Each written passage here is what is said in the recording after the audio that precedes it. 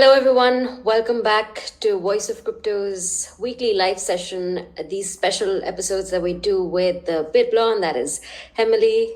Welcome. Both of us, welcome you to Voice of Crypto's live session here today, where we will be talking about why the market was down and now it's up again. Emily will talk at length about that, plus the CME gap, and of course, a few tips and tricks about how to navigate in this market. Hi, Emily. It is amazing to have you once again on our show today. How are you doing? I'm good. Thank you so much. Very excited. It's been pretty quiet, but we've seen some movement today. So I'm excited to see what's going on together. Thank you for having me once more.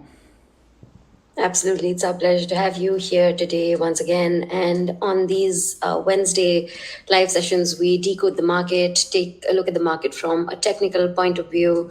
And there is a lot to be decoded in the market currently. If I look at the market cap, yeah. Would you like to address what happened in the market yesterday and what's happening today? Well, I wasn't expecting this movement, to be fair, because I will share my screen in a second and explain. But as always, we walk around inside support and resistance. But this time we were like weirdly just doing nothing, and we had a little dip once more. And I thought, oh, we might go really down if we break the support. But then from nowhere, we just had a buy signal. Not from nowhere either, because we literally closed the CME gap. So that's one more thing to look after. And overall, it's just very strange to see this deep with the ETF. So I think it's a manipulation, and it's a great buying opportunity today. Absolutely. So, of course, there's been an uptick in the market cap. BTC is also finally above the 40K level. Ethereum still struggling at the lower 22, below the 2250. But what are your expectations from Bitcoin price? Dominance, of course, is above 50% once again, and we've seen dominance fall below 50, above 50, and it's really interesting to watch how capital is flowing into Bitcoin, especially after the ETF, like you rightly mentioned.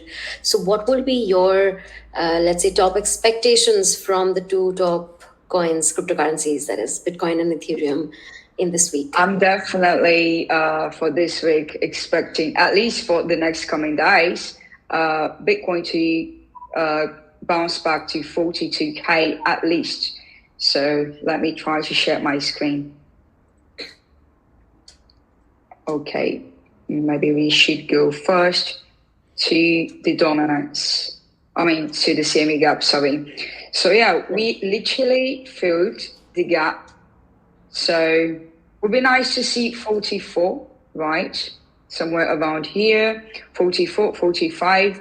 And, we always, it doesn't matter if we go up or down, but we have to, at some point, we always fill the CME gap. So if I manage to change my screen, can you see perfectly?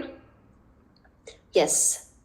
Okay, so here, what was very, very strange, it's that we came to this support level and we broke the support, but it looked like we are bouncing back. So I would say at least 42 for today and the next coming hours.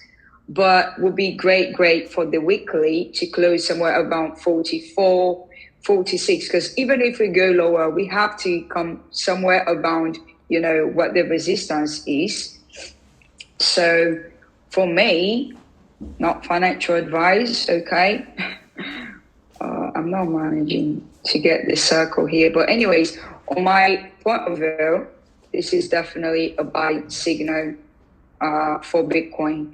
So I'll be looking forward to see Bitcoin at least to the weekend around 44. And from 44, let's see what's going to happen, because I can't talk yet.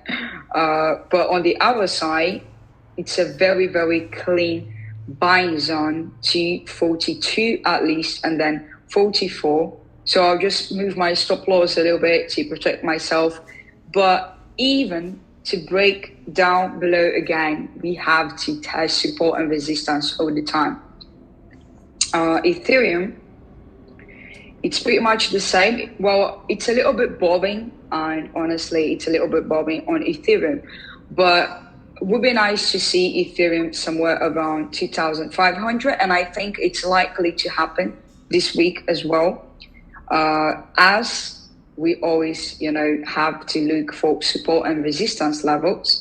So 2,500 for ETH, and I made this green signal here, like on the hour side, on the 4-hourly chart, it's definitely a buying zone on my perspective for Ethereum.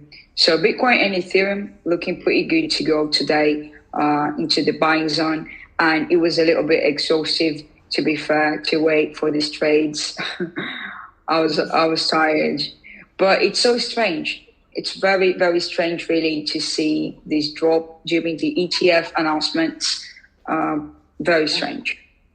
But at least we're back. So could you see the other charts, or you being just seeing the CME? Bitcoin CME, yes. Bitcoin just the CME? Yes, 4 hours. Okay. So I think it was the wrong screen. So that's the Bitcoin chart at the moment. Yeah, can see buying zone on the hour side. So as I mentioned, even if we break down, we have to come somewhere around 44 again, because we have to look for support and resistance all the time. Yeah. So it's looking pretty fine for a long position. To 44, and as I mentioned, let me change to Ethereum. So yeah, Ethereum also on the hour side for our chart is looking good into the buying zone to 2,500 USD. I think those are crucial levels to watch, and let's see what's going to happen next. All right, a really interesting setup on Ethereum as well. It did sort of fall down to the older, early this year support level. Are we expecting, however, ETH to sort of give us a close below 2K at any point? That would be really interesting from a buyer's perspective. You mean Ethereum? Yep, Ethereum below 2K. Yeah, I mean, I don't think like this week really, because the deepest dip that we have, it was around 2,150, max 160. So I don't know. I don't think so. Mm-hmm. I don't think so. We did sort of take a very detailed look at Bitcoin and Ethereum. Altcoins, interestingly, are up once again, and quite a few people wanted to catch Solana below the 80 US dollar mark, and it did reach there, but I was personally expecting a little bit more of dip in the market from altcoins, which is why I did not open a lot of positions. Now, I'm not sure if that was right or wrong, but now Solana is up 10% in the last 1 day. And so are quite a few other altcoins like Avalanche. AVAX is up 13%. And so is Polkadot up over 7% on the daily. So what are we expecting from the from these top altcoins in terms of a price dip? Will we see those lower support levels again sometime this week or next week? Or are we expecting a bounce from the recent support levels that were reached? I think we're expecting to bounce back from where we are at the moment, but I would say once Bitcoin and Ethereum stop, I would definitely be, close to altcoins. But I think it's already a great day. And, it's a little bit strange, but in the same time, this is not the bull run signal, like to have movements like this. I think it's normal. We were just not very used to anymore to these corrections, but it's time to get used to it because it's going to move a lot from now on. And Absolutely. Personally, I'm expecting Ethereum to hit 3K very shortly. Like with the ETF as well going on ETH, it's very strange to, Ethereum has to flip at some point. So Absolutely. yeah, time to pay attention on Ethereum as well. Yeah, and what would be your top altcoin picks for this week? We're midweek. Quite a few altcoins have bounced back. Okay, let's have a look on the...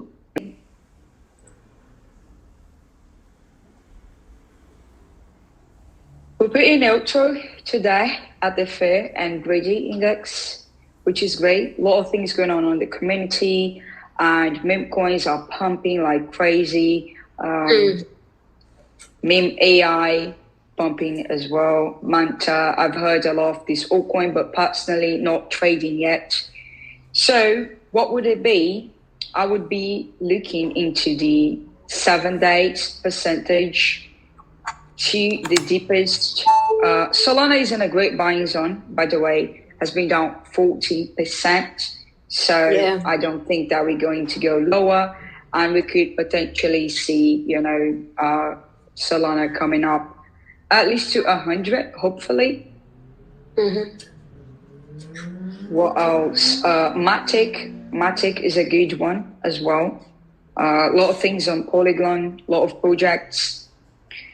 So yeah, things like 3.8%, I wouldn't do it really. I'm just looking into the best buying zone. Uniswap is also on my list. So Uniswap 14%, again, very great one. Inch 70% down, 18% down. So definitely a great buying opportunity as well. Optimism, I don't know about the project much, but it's 90% down. So it's one of the top ones to buy today. Whatever is really down, Net Protocol, I'm personally trading near, so I'll definitely get some. I'm actually holding as well some of Nair. So 20% to 18% down would be a great buying opportunity. Say as well 18%.